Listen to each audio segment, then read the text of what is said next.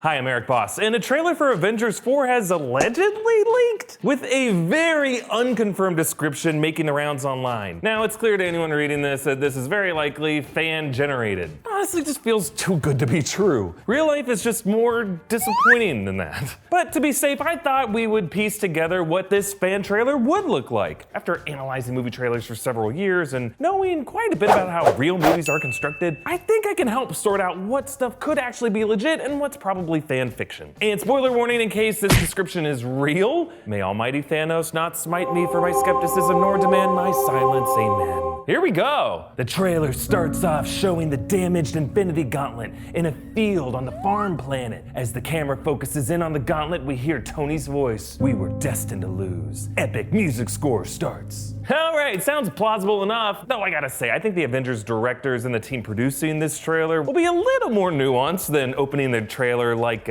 previously on Avengers montage. Honestly, this all reminds me a lot of Patton Oswalt's nerd rant on Parks and Rec for what he wanted the opening shot of Star Wars Episode 7 to be. The gloved Mandalorian armor gauntlet of Boba Fett grabs onto the sand outside the Sarlacc pit. All right, let's move on. The Quinjet is shown landing in a Wakandan wasteland as we hear Steve Rogers say, "We've come so far." Tony and Nebula step off the jet as the remaining Avengers approach. Steve has a look of relief and says, "Tony." Tony, seeming defeated, shakes his head and gives a friendly smirk back to Cap. Okay, some issues here. Tony Stark and Nebula were stranded on Titan. They didn't have the Quinjet. And even though the Quinjet can travel through space, this would have to imply Cap somehow sent the Quinjet remotely to space out to Titan. I just think they get back to Earth differently. Now, the image of a Wakandan wasteland is interesting. Like all countries, Wakanda must be devastated to have half of its population suddenly vanish. But the rumor is that Avengers 4 will take place several years after Infinity War. And this subtle exchange between Tony and Steve just sounds like an imagined reunion moment that fans have wanted since their breakup in Civil War. Let's move on. Marvel Studios logo appears. We get a glimpse of the battle in New York from 2012 Avengers. Loki is shown looking shocked and baffled as he is on the top of Stark Tower.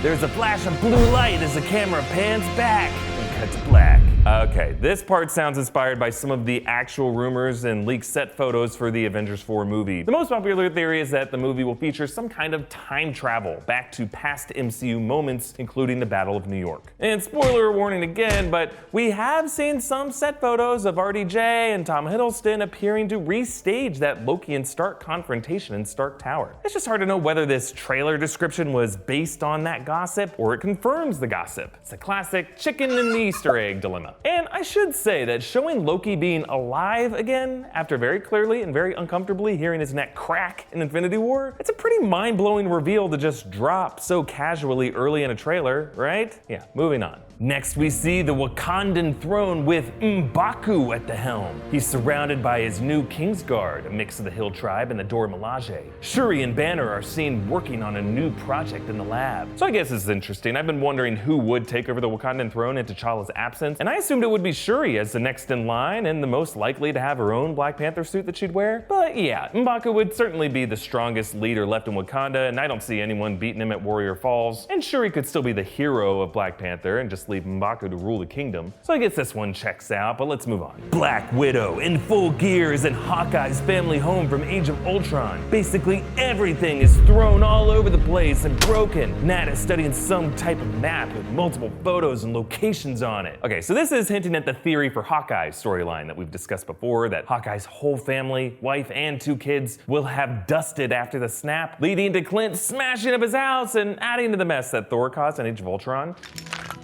I missed you. Jeez.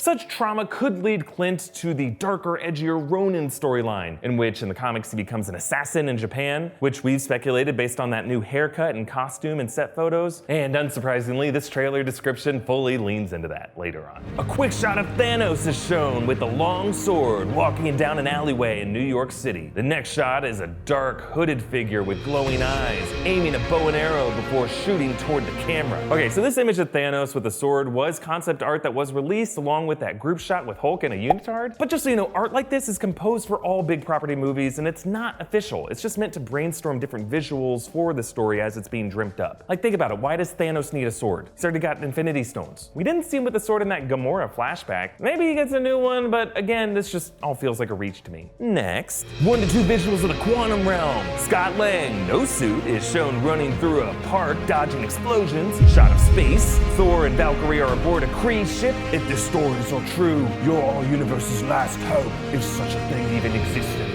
Okay, if you've been watching this channel's videos as of late, theories surrounding Scott and the quantum realm setting up Avengers 4 are very popular. But it's this Thor part that gets me a little skeptical. Everything we know about Thor and Valkyrie as characters tells us that they are just too cocky to tell an unknown like Carol Danvers to her face that she's universe's last hope. The Thor we know is a warrior. He'd go from farmhouse to farmhouse, chop down every door with Stormbreaker, and plan to aim for the head this time. And what legends would Thor have heard? Like, if Odinson knew of these stories of a crazy powerful Earth woman, he would have brought it up by now. So yeah, I'm thinking fake. Next. The next shot is an older, determined Tony Stark walking through the new S.H.I.E.L.D. HQs, that's Avengers facility in upstate New York. He's in full S.H.I.E.L.D. attire, carrying an orange briefcase. Banner, wearing spandex, is seen running from something, looking terrified. So this description assumes that S.H.I.E.L.D. will relaunch somehow with Tony Stark's resources, which I guess makes sense. In the aftermath of the snap, I would imagine the remaining forces pooling their resources like that. But this orange briefcase comes from another set photo showing a prop orange briefcase with binary augmented retro framing written on it. That's of course referring to BARF, the hologram technology Stark showed to MIT students in Civil War. Now I'm not sure if this briefcase that we saw in the photo is a prop or if it's like set equipment containing a different BARF related prop. There's also been some speculation that rather than literal time travel, the Avengers could use Stark's BARF technology to revisit memories of these past battles, a kind of X-Men Danger Room kind of thing. Moving on, the next shot is Ant-Man appearing out of a flash of light and landing in a desolate place. We see it from his point of view from inside his helmet. He looks left to right and to his left again and says, "What in the?" Camera focuses on Vormir and its stars. Okay, the idea here is that Ant-Man's trip through the quantum realm will spit him out on Vormir, the planet from Infinity War where the Soul Stone resided. This also just feels a little convenient to me, suggesting that that space stone wormhole that whooshed Red Skull to Vormir in Captain America is the same kind of portal that Scott will use to escape the quantum realm. I might be wrong, but I just don't think Avengers 4 will return to Vormir as a location at all. It just kind of felt like a one and done kind of place to me. Moving on. Next, a shot of Rocket and Nebula modifying some new weapons in the lab. Rocket says, "When can we try this bad boy out?" And they smile at each other and fist bump. Okay, no, Nebula doesn't fist bump. Next, we get our first glimpse of Iron Man in his red and gold nanotech armor. Hulk falls from the sky and lands in front of him. Thanos in full armor smiles. Hulk smiles back. Tony's new red and gold armor has been described in some low-res leaked concept art, which looks inspired by the Model 4 armor from the comics. And I assume Avengers 4 will feature some kind of fistfight rematch between Thanos and Hulk. Since Hulk wouldn't come out to play for most of Infinity War, I assume the filmmakers are saving the goods for the final showdown. But let's move on. The next shot is in Japan. War Machine, Nat, and Steve, in their full Avengers gear, are surrounded by the Yakuza. Hawkeye, Ronin, walks through everybody from behind and then approaches the Avengers. There's an intense exchange of looks between Clint and Natasha. Okay, so I assume this scene would be like a follow-up to that description of Natasha and Clint's smashed farmhouse earlier. And I guess the suggestion is that she and Cap and Rhodey track down Clint to Japan, finding him running the Japanese crime world. We have seen some set photos of a city block with signs in Japanese. There's also a rumor of a casting notice for actors to play Yakuza who are actually Skrull imposters. So I get where this imagery is coming from. I just don't think the real trailer would give us all of this information so early. Like, Marvel trailers typically play things a bit closer to the chest, and this description reads like major reveal after major reveal. Hell, why even see Avengers 4 when we could just read this description? Let's move on. Next shot is at the Sanctum. Wong is communicating with Doctor Strange's soul via portal. Cuts to black.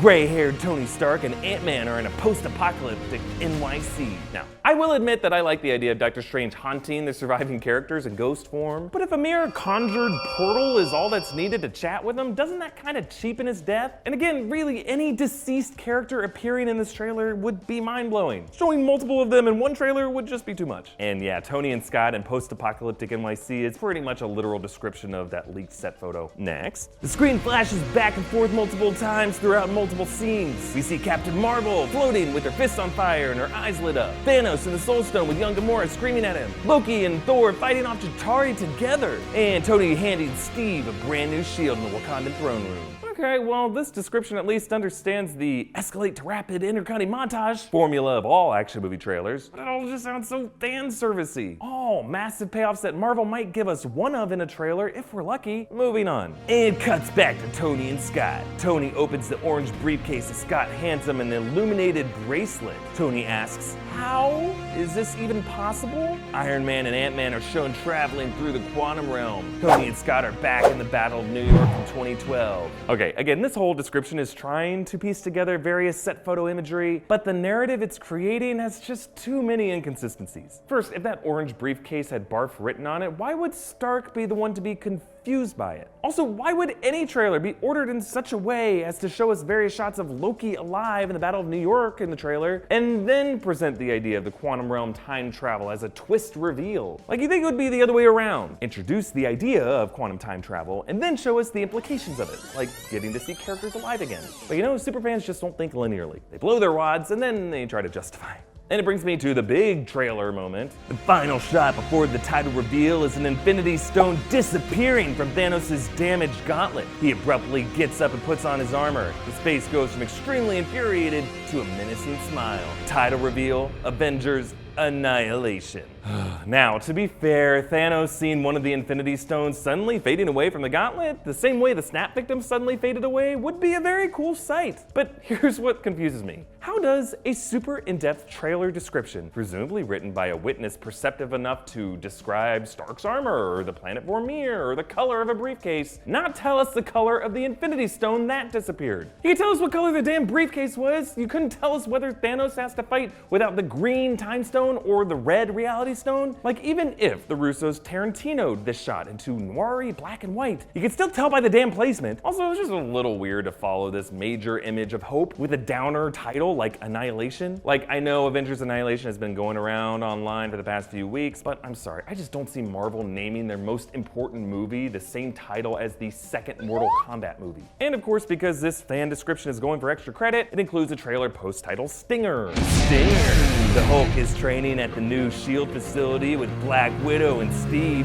Steve notices that Hulk has been training non-stop as of late, so he asks why. Hulk responds in Banner's normal voice with, "My rematch is coming real soon. I can feel it." Okay, I get it. Professor Hulk, with Banner having complete cognitive control over the Hulk's body, is something that lots of fans, including me, have been wanting to see. It's just the dialogue doesn't sound anything like any professor would say, or any movie character would say, unless I guess they're in Mortal Kombat Annihilation.